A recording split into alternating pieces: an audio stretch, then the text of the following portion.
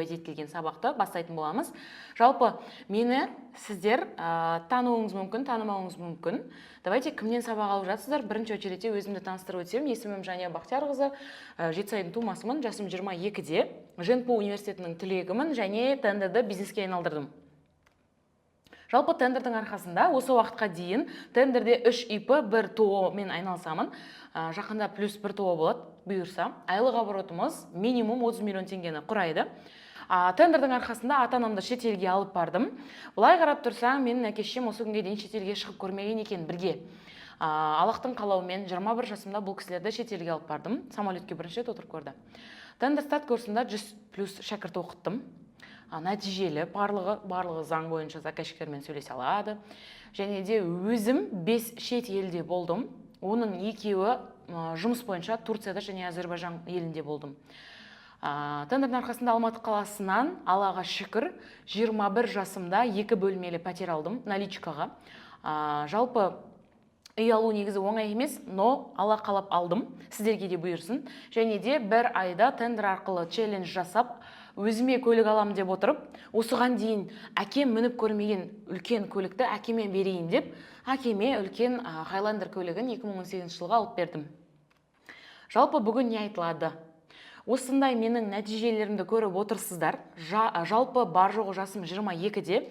Сіздердің де қолдарыңыздан келеді. Жалпы тендер дегеніміз не, порталға обзор, тендер түрлері, тендерден 1 миллион ұту деген сияқты тақырыптарды қозғайтын боламын. Бірақ оған тоқталмас бұрын тендермен кімдер айналыса алады, соны айтып өтейінші. Тендермен сіз пенсионер болсаңыз да, жұмыста жасасаңыз да, 17 жасар бала болсаңыз айналыса аласыз. Ең бастысы ИП аша алсаңыз болды, немесе біреудің атынан ИП ашып қатысуға болады. Ал енді давайте бұл видео кімге арналған? Тендерге қызығып жүрсеңіз, товарка тендерлермен айналысқыңыз келсе, немесе работа тендерлермен айналысқыңыз келсе, бұлайша айтқан кезде тендерде жақсы табыс тауып жүрген таныстарыңыз бар, қызығып жүрсіз, бірақ олардан сұрай алмай жүрсіз. Вот как раз осы сабақтан кейін айналысып кете аласыз. Тендердегі табысыңды көтергің келсе, товарный бизнеспен айналысқыңыз келсе. Жалпы, давайте енді тақырыптарға жайлап тоқталып өтейін. Тендер дегеніміз не? Тендер деген, бұлайша айтқанда, жалпақ тілмен, порталмен қысқаша ақша табу, яғни онлайн. Ол қалай десеңіздер, бізде Госсакуп деген портал бар, тендер ойнатылатын. Жалпы көп мемлекеттердің барлығы өздерінде тендер деген системасы бар. Сол тендер системасында өздерінің мемлекеттік мекемелері, яғни барлығымыз ауылда, қалада тұрамыз, дұрыс па? Сол сіз өзіңіз, давайте Шиелі ауданында тұрасыз. Давайте мысал ретінде Шиеліні айтайын. Шиелі ауданында бәріміз білеміз, мектеп бар, садик бар, акимат бар. Сол мекемелердің барлығына керекті заттарды осы портал арқылы алдыртады. Ол қалай десеңіздер, қазір порталды ашып көрсетейін, давайте. Қазір мен порталға кіріп отырмын.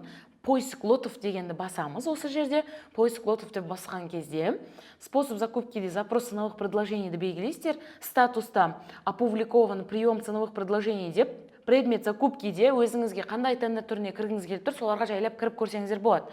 Яғни, осыларға тоқталып өтейін. Мысалы, Шиелі ауданындағы больницаға пастель керек болып жатыр. Жаңағыдай пациенттерді жатқызатын, олардың жатып отыратын орындарындағы пастелін ауыстырып отыру үшін жаңасы керек болып жатыр, ал оны тендер арқылы алады. Пастель деген сияқты нәрселерді, дайын заттарды тауар арқылы қатысып, онлайн үйде отырып, ұта берсеңіздер, орында берсеңіздер болады. Ал енді услуга деген нәрсені түсіндірейін. Именно Шиелі ауданынан шықпай түсіндіргеніме түсінбей қалмаңыздар. Просто на примере айтып жатырмын. Не только Шиелі ауданы, Қазақстанда бүкіл ауыл, аймақ, қала барлығындағы мекемелердегі заттарды осы тендер порталында салады. Просто түсініктірек болсын деп соған акцент қойып жатырмын. Енді сол Шиелі ауданындағы больницаның терезесін жуу керек болып жатыр. Ол терезені акиматтағы, сол больницадағы істейтін адамдар жумайды. Не істейді? Тендер порталына салып қояды, терезе жуу тендері деп. Квадратына ақша беріп қояды. Соны терезе жуумен немесе клининговый компаниямен айналысатын болсаңыз, сол нишаға кіріп сіз ұтып алып орындасаңыз болады. Енді келесі работа дегенге тоқталып өтейін. Сол Шиелі аудандағы больницаны айтып отыр қой, до конца соны айтайын. Сол Шиелі аудандағы больницада кіреберісінде, мысалы, лестницасындағы кафельдердің барлығы қирап жатыр, түсіп қалып жатыр. Не істейді? Тендерде, работа тендерінде ойнатады.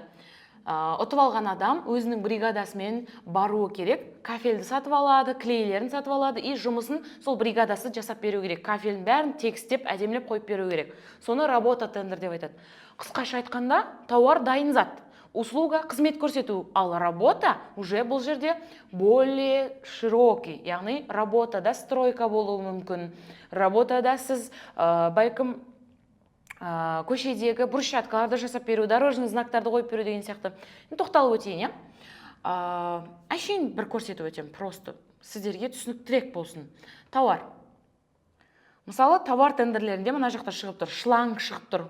Барлығымыз білеміз, суды жалғайтын, алыстан жақынға, кранға дейін жалғайтын шлангын ойнатып отыр тендерде. Папка ойнатып жатыр, средства чистящий, салфетка ойнатып жатыр. Сіз новичок болсаңыз, мына салфетка тендеріне қатысып көрсеңіз болады. Бар жоғы 4,5 мың теңге, үлкен сумма емес, рисковать етуге болады, қорықпай. Өз қалтаңыздан ақша шығарып орында көріп, опыт жинап болған соң, үлкен суммаларға секіре берсеңіз болады. Мысалы, бұл жерде медицинский дәрілер де ойнатады, мышканы ойнатады, мына манипулятор мыш деп тұр.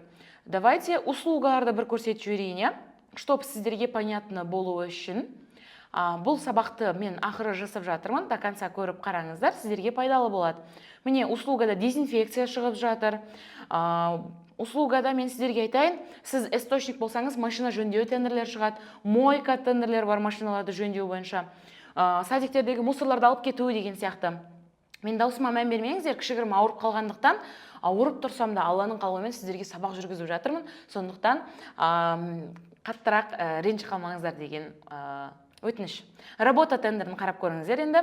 Мына жерде работа тендерлерінде линолеум жабыстыру тендерлері полға, кафель жабыстыру, стенаны жасау деген сияқты, штукатурка, шпаклевка деген сияқты, кровля бар бізде. Міне көріп тұрсыздар, компьютерлерді жөндеу тендерлерінде работада ойнатып жатыр. Мысалы, сен компьютер жөндеумен айналысатын болсаң. Енді давайте презентацияға тоқталатын болсақ, қайтадан осында жалпы сіздерге мен тендердің 3 направлениясын көрсетіп өттім. Сіздер только тауар екенде ойлап қалмаңыз, тендердің 3 түрі бар осы. Барлығы түсінікті болды деген ойдамын. Осылармен жұмыс жасау керек болады сіздерге.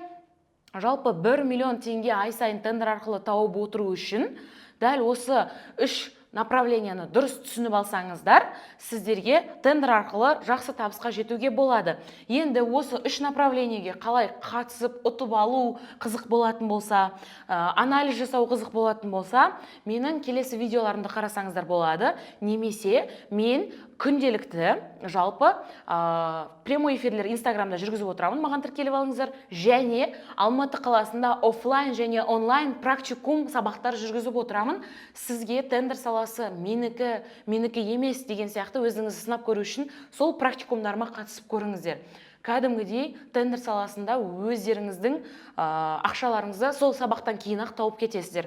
Ал толығырақ мәлімет сіздерге қызық болатын болса, сілтемеден өтіңіздер.